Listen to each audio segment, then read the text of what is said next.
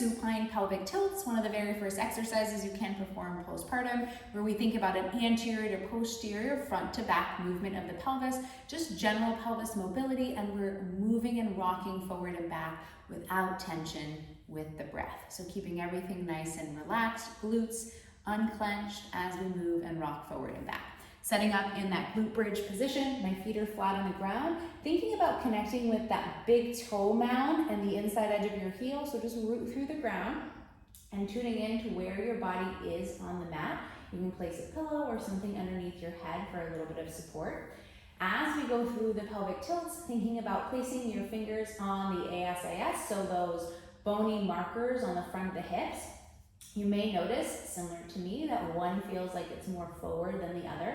Just something to tune into, because as we do our rocks forward and back, let's try and think if we can kind of envision those two bones kind of moving together at the same speed. So one might want to kind of take over and go forward first, so let's try and keep them kind of lined up, so to speak, as we go forward and back. We're going to play with the breath here, so I'm going to teach you two options, and you can decide what feels better in your body, and I'll kind of guide you as to which one and why.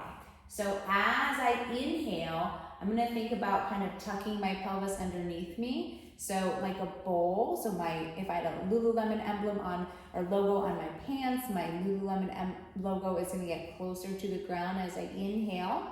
And then as I exhale, I allow my pelvis to tilt forward, kind of like that anterior tilt, so my belly button is kind of getting closer to the wall in front of me. Exhale.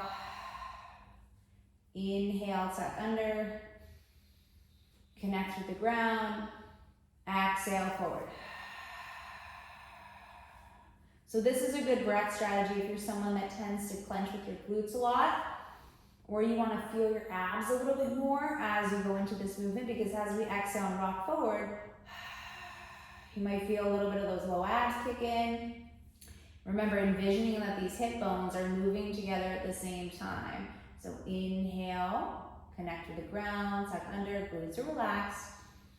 Exhale, forward. It's okay to exaggerate it a little bit, just so you can really sense that movement in your pelvis. Inhale, tuck under. Exhale, come forward. Keep that rootedness through the ground in your feet, because sometimes as I tilt forward, I also kind of really ground through my feet, and I can feel my hamstrings start to light up. The hamstrings and the deep abs work together to move the pelvis in that sagittal forward to back plane. So we can get the hamstrings and the abs on even when doing this pelvic tilt exercise. Exhale, forward. Inhale, connect with the ground. If you want to experience the opposite, you can inhale, rock forward. Kind of breathe down, relax into the pelvis. Exhale. Connect with the ground. Inhale, rock forward. Great time to feel some expansion into the pelvis. Exhale, find the ground. So we're just moving the pelvis forward and back with the breath.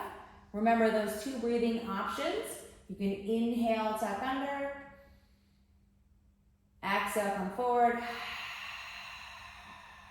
Feel a little bit more abs, maybe a little connection to that front pelvic floor. So remember, that's inhale, tuck under. Exhale.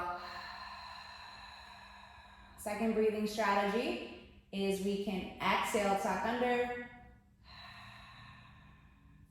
Inhale, kind of rock forward. Exhale. Inhale.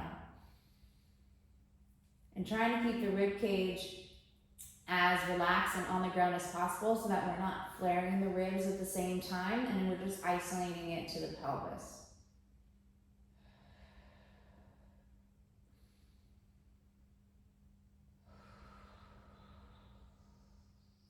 That is your supine